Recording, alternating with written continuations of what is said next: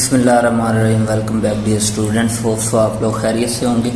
आज बेटा हम एक्सरसाइज पे काम करने जा रहे हैं और एक्सरसाइज के पीछे हमने प्रीवियस वीडियो में एमसीक्यूज कवर किए थे और आज हम उनके short question, constructed response question और कॉम्प्रिहेंसिव क्वेश्चन कंप्लीट करने जा रहे हैं। तो चले वन बाय वन डिस्कस करते हैं आपसे। बी वाला पार्ट है शॉर्ट क्वेश्चन का और उसमें 12.1 है what do you wave transfer from one place to another place. जब वेव एक जगह से दूसरी जगह मूव करके जाती है तो एनर्जी ट्रांसफर करती है without transfer of matter. Matter transfer नहीं होता, मैटर अपनी जगह पे वाइब्रेट करता रहता है और एनर्जी एक एंड से दूसरे एंड पे ट्रांसफर होती है विदाउट ट्रांसफर ऑफ मैटर। तो यहाँ पे आंसर लिखा है the wave transfer energy from one place to another without transfer of matter. Next पे आते हैं 12.2 है name any two examples of mechanical wave. एक हमारे पास साउंड वेव, ये भी मैकेनिकल वेव है, और वाटर वेव, ये भी मैकेनिकल वेव है। तो मैकेनिकल वेव ऐसी वेव होती हैं जिनमें मीडियम रिक्वायर्ड होता है, ठीक है। तो इन दोनों में मीडियम रिक्वायर्ड होगा तब प्रोड्यूस होंगी, अदरवाइज प्रोड्यूस नहीं होंगी। थर्ड वाला क्वेश्चन हमारे पास which type of wave can travel through vacuum. कौन सी वेव जो वैक्यूम में से ट्रैवल, क्योंकि आपको पता है वैक्यूम में कोई मीडियम नहीं होता, तो इसलिए एक स्पेशल टाइप की वेव होती है जिनको इलेक्ट्रोमैग्नेटिक वेव कहते हैं, जो कि बिना किसी मीडियम के one place to another place shift हो जाती हैं, यानी कि पास हो जाती हैं। तो वैक्यूम से जो वेव पास होती है उनका नाम है इलेक्ट्रोमैग्नेटिक वेव। तो यहाँ पे आंसर लिखा है electromagnetic waves can travel through vacuum. Next question है 12.4 what is the difference between transverse wave and longitudinal wave. तो ट्रांसवर्स वेव और लॉन्गिट्यूडनल वेव में डिफरेंस क्या है ये आपको पहले भी चैप्टर में करवा चुके हैं। तो आपने इसका अगर आंसर देखना है तो सी बुक पेज 36 जस्ट डेफिनेशन, इसमें जस्ट डेफिनेशन लिखनी है और कुछ भी नहीं करना। शॉर्ट क्वेश्चन है 2 मार्क्स का और डिफरेंस क्रिएट करना है। मैं यहाँ पे थोड़ा सा आपको कॉन्सेप्ट देता जाऊँ। ट्रांसवर्स वेव ऐसी वेव होती है जिनमें वेव की मोशन पार्टिकल के मोशन के परपेंडिकुलर होती है, यानी कि particle up and down move कर रहा होता है और वेव आगे की तरफ शिफ्ट हो रही है। तो और इसमें क्रस्ट और ट्रफ बनते हैं। ऊपर वाला पार्ट क्रस्ट कहलाता है, नीचे वाला ट्रफ कहलाता है। उसके बाद लॉन्गिट्यूडनल वेव जिसमें पार्टिकल की मोशन वेव की मोशन के पैरेलल हो, उसको हम लॉन्गिट्यूडनल वेव कहते हैं। उसमें पार्टिकल क्या करता है, आगे पीछे वाइब्रेट करता रहता है और एनर्जी दूसरे पार्टिकल को शिफ्ट करता है और इस तरह एनर्जी आगे शिफ्ट हो रही है और पार्टिकल अपनी पोजीशन पे क्या कर रहा है, वाइब्रेट कर रहा है। तो ये जो डेफिनेशन बनेगी लॉन्गिट्यूडनल वेव की, इसमें कंप्रेशन और रेयरफैक्शन बनते हैं और जहाँ पर ये लूप्स करीब होंगे स्लिंकी के वो वाला पार्ट इसका कंप्रेशन कहलाएगा और जहाँ पर एक दूसरे से अपार्ट होंगे वो रेयरफैक्शन कहलाएगा। नेक्स्ट क्वेश्चन पे मूव करते हैं। क्वेश्चन नंबर है 4.5। 4.5 क्वेश्चन है 12.5 है what is the meant by wavelength. Wavelength का मतलब क्या है बेटा, आपने पढ़ा एक ट्रांसवर्स वेव होती है, एक हमारे पास लॉन्गिट्यूडनल वेव होती है। ट्रांसवर्स वेव में क्रस्ट और ट्रफ पैदा होते हैं और जो लॉन्गिट्यूडनल वेव होती है उसमें कंप्रेशन और रेयरफैक्शन जनरेट होते हैं। तो दो, अगर हम ट्रांसवर्स वेव की बात करें तो दो क्रस्ट के दरमियान गैप और इसी तरह दो ट्रफ के दरमियान जो गैप होगा उसको हम वेवलेंथ कहते हैं, या आप डिस्टेंस भी कह सकते हैं। इसी तरह दो कन्वेक्टिव कंप्रेशन और रेयरफैक्शन जो कि लॉन्गिट्यूडनल में पैदा होते हैं उनको हम वेवलेंथ का नाम देते हैं। उनके दरमियान जो गैप होगा, दो कंप्रेशन के दरमियान, दो रेयरफैक्शन के दरमियान। तो यहाँ पे पढ़ते हैं भी इसका answer wavelength is the distance between two conjunctive crust trough, और ये किस में होगा, ट्रांसवर्स वेव में होगा। कंप्रेशन और रेयरफैक्शन, दो कंप्रेशन और रेयरफैक्शन, दो कंप्रेशन के दरमियान गैप, दो रेयरफैक्शन के दरमियान गैप, वो वेवलेंथ कहलाता है। इसी तरह दो क्रस्ट के दरमियान गैप वेवलेंथ कहलाता है, दो ट्रफ के दरमियान गैप वेवलेंथ कहलाता है, ठीक है। ये चीज़ें डिटेल में हम डिस्कस करके आ चुके हैं। Right the definition of frequency. Frequency की डेफिनेशन देखें, एक पॉइंट में से एक स्पेसिफिक आपने पॉइंट डिसाइड किया, फॉर एग्जांपल ये ए है, ये बी है, इसमें से कितने नंबर ऑफ साइकिल पास करके जाते हैं 1 सेकंड के अंदर, वो इसकी फ्रीक्वेंसी कहलाएगी। तो यहाँ पे डेफिनेशन क्या होगी फ्रीक्वेंसी की, frequency is the number of waves passing a point in 1 second, यानी कि 1 सेकंड में जितने वेव्स यहाँ से पास आउट करके जाएंगी ना वो वो उसकी फ्रीक्वेंसी कहलाएगी। फॉर एग्जाम्पल इसमें से 1 साइकिल, 2 साइकिल और 3 साइकिल गुजरे, इसका मतलब यहाँ से 3 वेव्स गुजरी हैं, तो इसकी फ्रीक्वेंसी 3 हर्ट्ज होगी और फ्रीक्वेंसी का यूनिट हर्ट्ज होता है, ये भी याद रखना। उसके बाद 12.7 है what cause a tsunami in a ocean. तो क्या वजह बनती है तो सुनामी आने की जो समंदर के अंदर क्रिएट होती है। उसमें हमारे पास 3 तरह के पॉइंट हैं, एक अर्थक्वेक, दूसरा वोल्केनिक इरप्शन और तीसरा लैंडस्लाइडिंग। तो 3 पॉइंट वजह बनते हैं समंदर के अंदर तो सुनामी जनरेट करने के लिए या तो सुनामी वेव जनरेट करवाने के लिए, ठीक है। तो ये 3 पॉइंट आपने याद रखने हैं। ले जी यहाँ पे हमारा बी वाला पार्ट शॉर्ट क्वेश्चन का कंप्लीट हुआ। नेक्स्ट बढ़ते हैं पार्ट सी की जानब, जो कि है कंस्ट्रक्टेड रिस्पॉन्स क्वेश्चन है, ठीक है। तो यहाँ पे फर्स्ट वाला कंस्ट्रक्टेड रिस्पॉन्स क्वेश्चन पढ़ते हैं।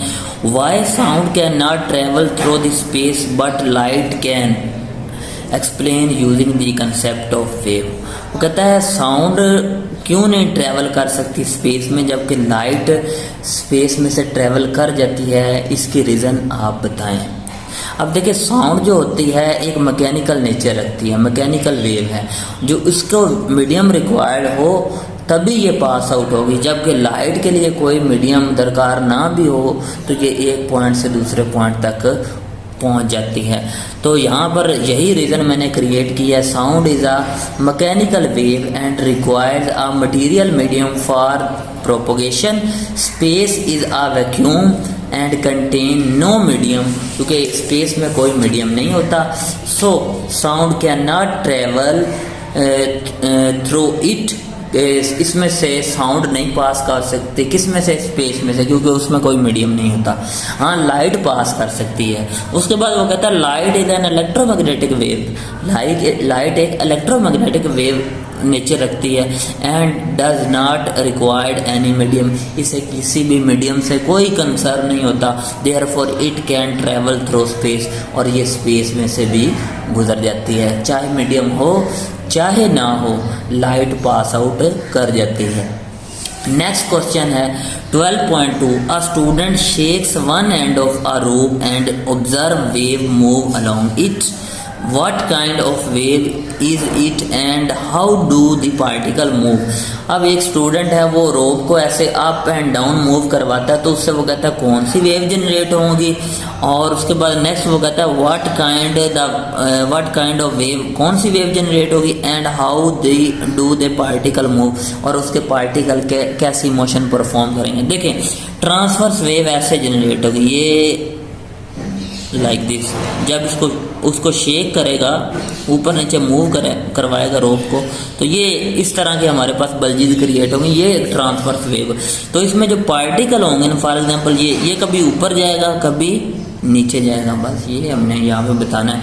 तो यहाँ पे इसके आंसर में क्या है, this is the transfer wave, ये एक ट्रांसफर वेव है जो कि शेक करने की वजह से प्रोड्यूस है, उसका नाम क्या है, ट्रांसफर वेव।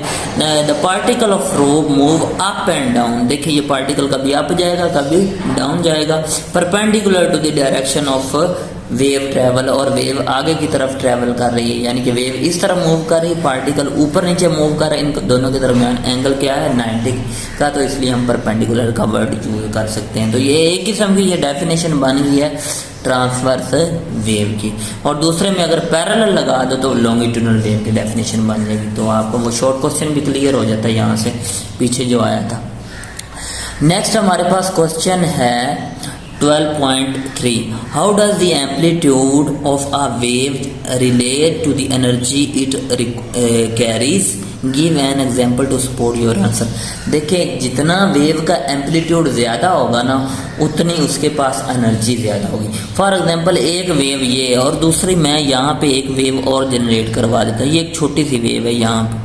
अब देखें इसका मीन पोजीशन से गैप ज़्यादा है, इसका मतलब इसका एम्पलीट्यूड ज़्यादा है, इसका मीन पोजीशन से गैप कम है, इसका मतलब इसका एम्पलीट्यूड कम है। तो मैं आपसे पूछूं किसकी एनर्जी ज़्यादा है, तो आप कहेंगे बड़ी वाली वेव की एनर्जी ज़्यादा है, क्योंकि इसका मैक्सिमम एम्पलीट्यूड है, मैक्सिमम डिस्टेंस है फ्रॉम मीन पोजीशन। ये वाली जो दरमियान वाली लाइन है ये मीन पोजीशन को इंडिकेट करती है। तो जो बड़ी वेव्स होगी उनका एम्पलीट्यूड ज़्यादा होगा, उनकी एनर्जी ज़्यादा होगी, और जो छोटी वेव होंगी उनका एम्पलीट्यूड कम होगा और उनकी एनर्जी भी कम होगी। तो आंसर पढ़ते हैं इसका, the energy carries by a wave increase with its amplitude, energy बढ़ती है एम्पलीट्यूड के साथ। A wave with greater amplitude carries more energy, अगर एम्पलीट्यूड ज़्यादा वेव का होगा तो एनर्जी भी उसके पास ज़्यादा होगी। और नेक्स्ट पेज पे देखते हैं भी, for example large ocean waves have more energy than small ripple, जो स्मॉल वेव प्रोड्यूस होती हैं एज कम्पेयर टू जो लार्ज वेव प्रोड्यूस होती है, उनकी एनर्जी क्या हो जाती है, ज़्यादा। लार्ज वेव की एनर्जी ज़्यादा होती है जो समंदर के अंदर जनरेट होती हैं, और जो स्मॉल वेव होती है उनकी एनर्जी क्या होती है, कम होती है, क्योंकि उनका एम्पलीट्यूड कम होता है। सिंपल सा कॉन्सेप्ट है, एनर्जी ज़्यादा एम्पलीट्यूड ज़्यादा, एनर्जी कम एम्पलीट्यूड कम, दोनों एक दूसरे के डायरेक्ट रिलेशन में है। नेक्स्ट क्वेश्चन है 12.4, why do we still hear a person talking even if the is bend a wall, अगर एक वाल बेंड होती है तो फिर भी हम एक पर्सन की आवाज़ को सुन सकते हैं। Explain using the concept of diffraction, तो डिफ्रैक्शन एक ऐसा फिनोमेना है जिसमें साउंड क्या हो जाती है, ऑब्स्टेकल से हिट करने के बाद बेंड हो जाती है। तो bending of sound waves is called diffraction, या bending of light is called diffraction of light, इस तरह भी हम कह सकते हैं। तो लाइट के केस में भी डिफ्रैक्शन को हम डिफाइन कर सकते हैं, और साउंड की में भी डिफ्रैक्शन को साउंड डिफाइन किया जा सकता है। तो यहाँ पे इसके आंसर को देखते हैं, वो hear a person because sound waves to bend around the obstacle undergo diffraction, वो ऑब्स्टेकल से हिट करती हैं और बेंड हो जाती हैं, जिससे डिफ्रैक्शन का फिनोमेना होता है। और फिर क्या कहता है, diffraction allow sound waves to bend around obstacle edge wall, जैसा कि वाल वगैरह जैसे ये हमारे पास एक बैरियर है, एक ऑब्स्टेकल है, एंड स्प्रेड, और उसके बाद फिर फैल जाती हैं into are regions that are not directly in line with the source, जो कि हालांकि उसके साथ कनेक्ट नहीं होता, लेकिन फिर भी जब ये साउंड वेव ऑब्स्टेकल की सरफेस पे हिट करते हैं, और इसी डिफ्रैक्शन की वजह से जब वो वाल के साथ हिट करती हैं तो वो साउंड आप सुन सकते हैं। ठीक है, तो डिफ्रैक्शन की बेस पे हम वो साउंड सुन सकते हैं। आगे हमारे पास वाल क्या है, बैरियर है, तो उससे डिफ्रैक्शन का फिनोमेना होता है, और फिर इजीली आप साउंड सुन सकते हैं।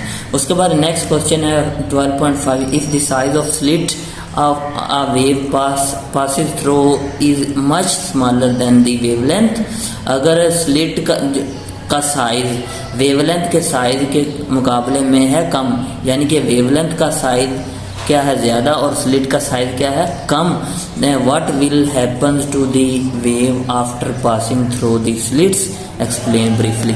देखिए, अगर स्लिट्स का साइज होगा ना दरमियान में कम, तो उससे फिर क्या होगी, डिफ्रैक्शन मोर प्रोमिनेंट होगी, डिफ्रैक्शन आपको क्लियर दिखाई देगी। अगर स्लिट का वेवलेंथ के जिस पीछे से जो वेव आ रही है उनकी वेवलेंथ जो क्रस्ट से क्रस्ट तक का डिस्टेंस होता है, उनकी वेवलेंथ स्लिट के गैप के या तो बराबर होनी चाहिए या उससे लेस होनी चाहिए, तब आप जाकर आपको मोर प्रोमिनेंट डिफ्रैक्शन मिलेगी।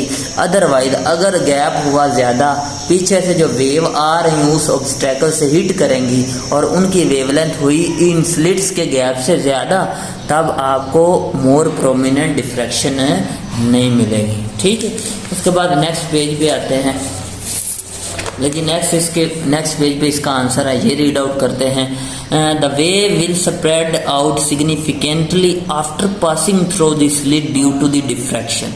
ठीक है, डिफ्रैक्शन की वजह से वो क्या करती हैं, बेंड होती हैं या स्प्रेड होती हैं। द स्मॉलर द स्लिट, इसको गौर से सुनिएगा, smaller the slit as compare to the wavelength of wave the greater the spreading, उतनी ज़्यादा स्प्रेडिंग होगी, and diffraction becomes more prominent, और उससे डिफ्रैक्शन आपको क्लियर दिखाई देगी।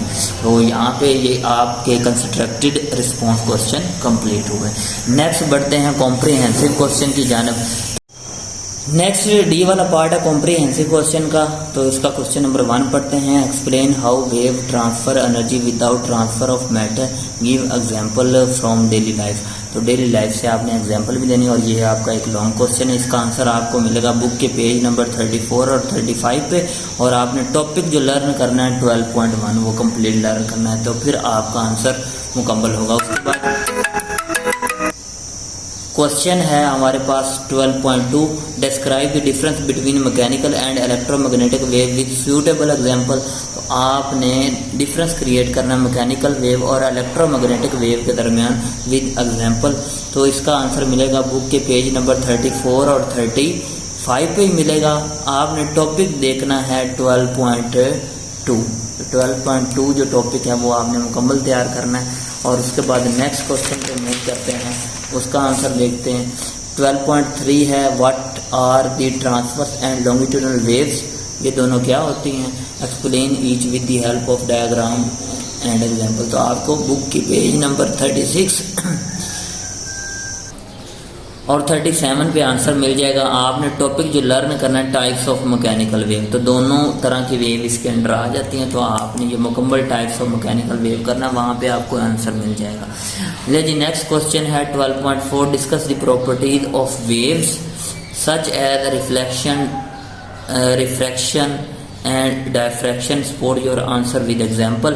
तो आपको इसका आंसर मिलेगा बुक के पेज नंबर 39, 40 और 41 पे। आपने जो टॉपिक लर्न करना है वो 12.4 कंप्लीट लर्न करना है। उसके बाद लास्ट क्वेश्चन है 12.5, और इसका जो आपको आंसर मिलेगा वो बुक के पेज नंबर 40 और 41 पे मिलेगा। पहले पढ़ लेते हैं what is the diffraction. Diffraction की डेफिनेशन करनी, how do wavelength and slit size effect the diffraction of wave. तो मैंने पीछे शॉर्ट क्वेश्चन भी लास्ट वाला कॉम्प्रीहेंसिव क्वेश्चन आप कंसंट्रेटेड रिस्पॉन्स करवाया, वहाँ पे मैंने आपको कंसेप्ट देने की कोशिश की, लेकिन आपने यहाँ पे करना क्या है, बुक का पेज नंबर 40 और 41 तैयार करना है, और टॉपिक जस्ट आपने डायफ्रैक्शन वाला करना है, और इसके अलावा कुछ नहीं करना।